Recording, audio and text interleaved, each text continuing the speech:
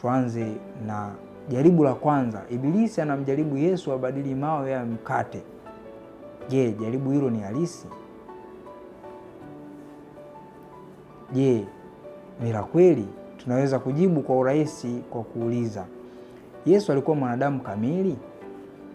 Kama jibu ni ndio, alikuwa mwanadamu kamili, basi alikuwa mwanadamu ambaye alishiriki hamu zozote za kimwili kama binadamu wengine, isipokuwa dhambi. Kwa hiyo mwinjili Mathayo anatuambia kwamba Yesu amefunga siku 40 mchana na usiku. Ni wazi alisikia njaa kama binadamu wa kawaida. Kwa hiyo jaribu hilo bila shaka ni la kweli na ni halisi kabisa katika nafasi yake hiyo. Na isitoshe tu alikuwa amekaa bila kula kwa siku 40, sio kwenye chumba chenye kiyoyozi, bali kwenye jangwa, kwenye joto kali. Kwa hivyo mwili wake kwa namna ya kibinadamu ulihitaji chakula.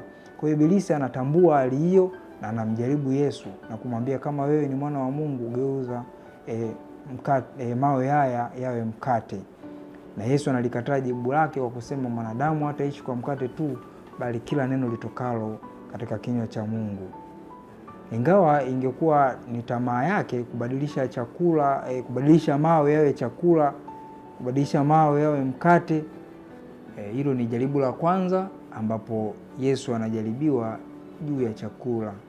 Hebu turukie jaribu jingine ambalo katika simulizi huku limekuwa sehemu ya 3, kama jaribu la 3 Mathayo anaposema Ibilisi alimchukua katika mlima mrefu sana, akamwonyesha falme zote za ulimwengu na utukufu wake, akamwambia, nitakupa hayo yote ukinisujudia na kuniabudu. Je, pengine hilo ni jaribu la halisi? Nadhani ni jaribu halisi, kwa sababu ukitafakari kile ambacho Ibilisi anamwonyesha Yesu kwa lugha ya kiroho ni kwamba nafsi za watu wote, nitakupa nafsi za watu wote, falme zote za ulimwengu, ni watu wote wa dunia. Na kama tunavyosoma katika simulizi la mwinjili Luka juu ya jaribu hili, Ibilisi anasema, falme hizi zote nimekabidhiwa mimi, naweza kumpa nimtakaye. Kwa maneno mengine, Ibilisi kwa namna fulani ndiye mkuu wa ulimwengu. Hata Yesu mwenyewe katika baadhi ya sehemu za Injili anasema Ibilisi ama shetani ndiye mkuu wa ulimwengu huu. Na hivyo Ibilisi anamwambia Yesu, tazama, naweza kukupa falme zote za ulimwengu, lakini kwa sharti moja tu, piga goti, nisujudie mimi, uniabudu mimi, nitakupa vitu vyote. Na hivi vyote nitakavyokupa, nitakupa bila msalaba. Yaani huhitajiki kwenda Kalvari kuteseka kwa maumivu. Wewe nisujudie tu, nitakupa falme zote, manake nitakupa watu wote. Kwa nini hilo liwe jaribu kwa Yesu?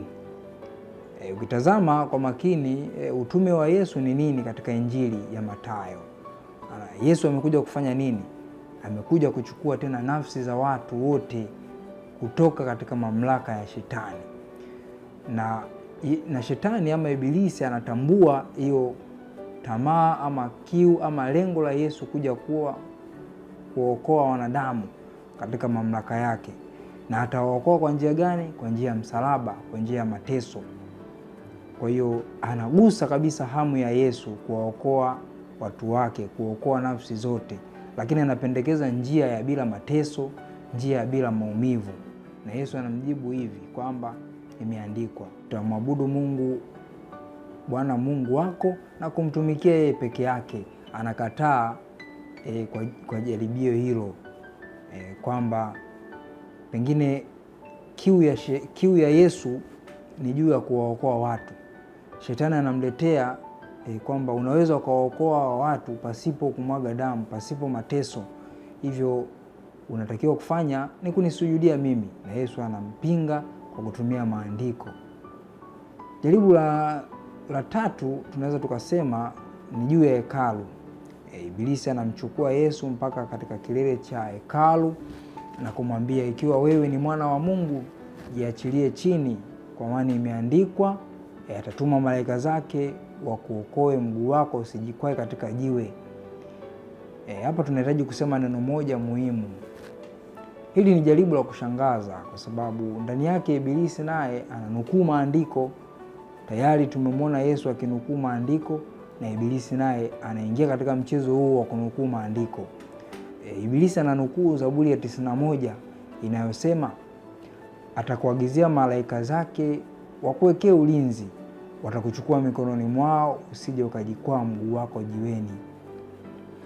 Lakini jambo la kuvutia kuhusu Zaburi hii ni katika mazingira ya Kiyahudi ama mazingira ya Wayahudi wa karne ya kwanza, Zaburi hii ilikuwa inatumika kwa ajili ya kutolea mapepo almaarufu kama the Psalm of Exorcism, ambayo Wayahudi waganga pamoja na wale watu waliokuwa wanapiga ramli walikuwa wakiitumia katika kufukuza mapepo. Hivyo Ibilisi aliitambua Zaburi hiyo. Kwa namna fulani ni kana kwamba Ibilisi anasema hii Zaburi naijua vizuri sana na nimeisikia mara nyingi.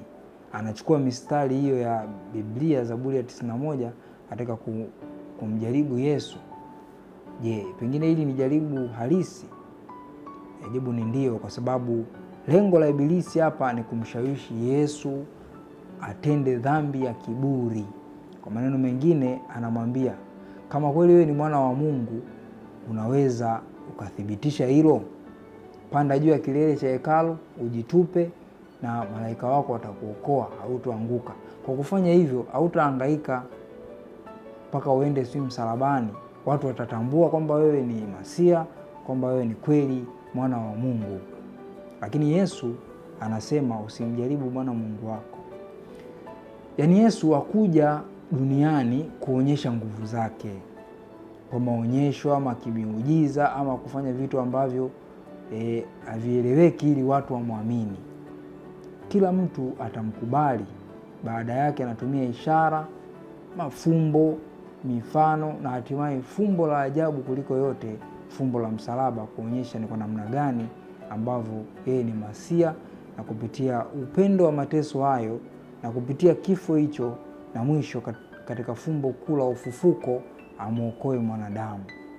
Kwa hiyo Yesu anachagua njia ya unyenyekevu katika kutimiza mpango wa Baba badala ya kuangukia katika majaribu ya Ibilisi.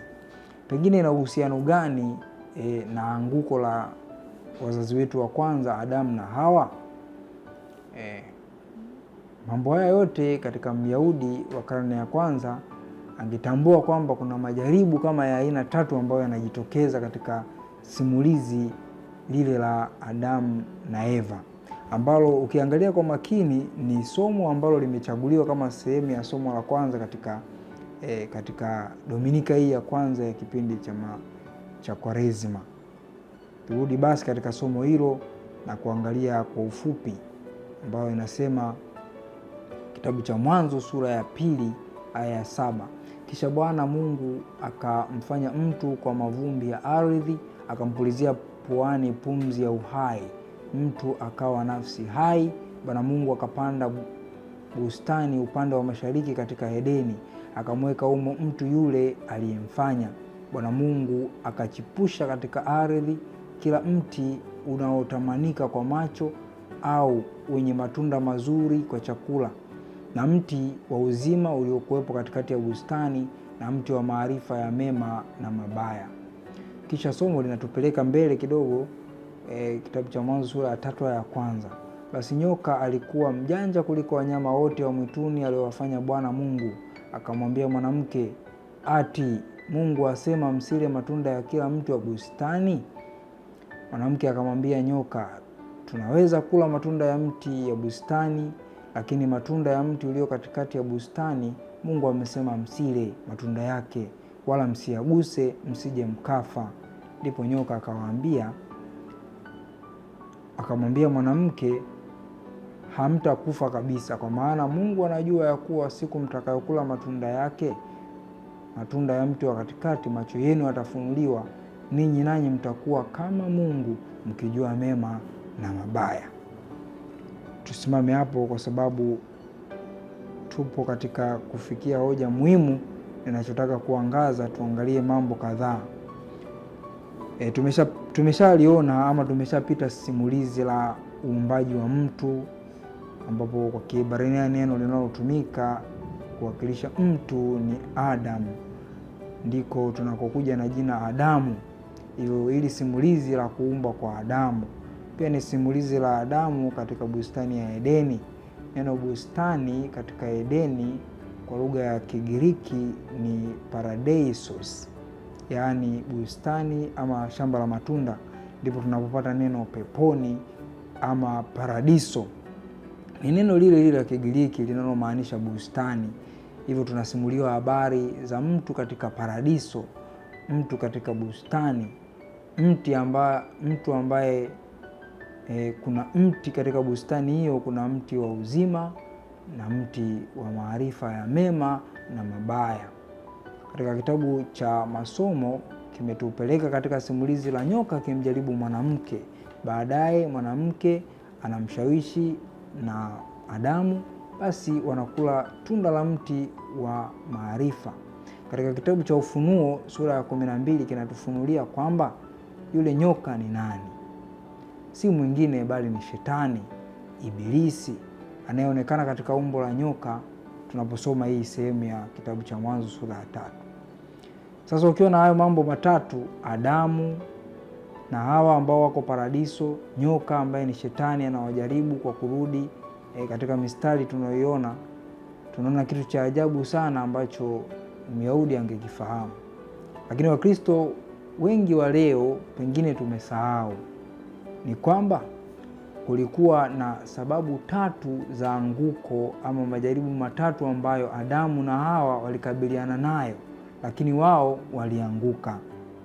Watu wengi ulizungumzia hilo kwa kubahatisha.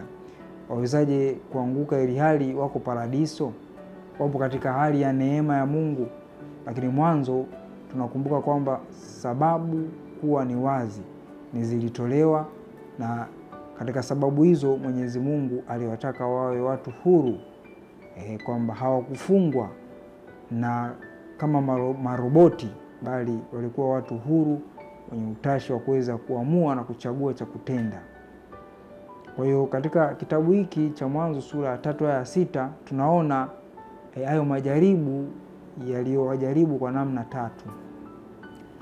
Mwanamke alipoona ya kuwa mti huo ulikuwa, kitu cha kwanza, mzuri kwa chakula; kitu cha pili, watamanika kwa macho; kitu cha tatu, mti unaotumika kupata akili, kupata maarifa.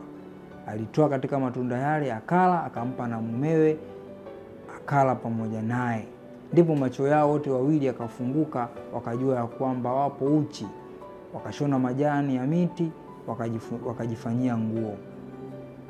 Hilo ndilo somo la kwanza linapomalizika. Kile kitu muhimu kwetu katika somo hili ni hizi sababu tatu za anguko. Matunda yalikuwa mazuri kwa chakula, yalikuwa yanatamanika kwa macho, lakini pia yalikuwa ni kwa ajili ya kujipatia akili ama hekima ya utambuzi wa mema na mabaya, kuwa kama Mungu. Kwa nini hili ni muhimu? Ni muhimu kwa sababu Wayahudi wa kale walizoea au waliziona hizo sababu tatu kama mizizi ya dhambi zote. Walikuwa na wazo ambalo baadaye liliitwa tamaa tatu ambazo wanakuwa nazo mwanadamu, ama concupiscence ya aina tatu, yaani matamanio matatu ya kuelekea dhambi, tukirudi katika iko kitabu cha Mwanzo sura ya 3. Wazo hilo pia linajitokeza katika barua ya kwanza ya Yohane kwa watu wote sura ya 2 aya 16.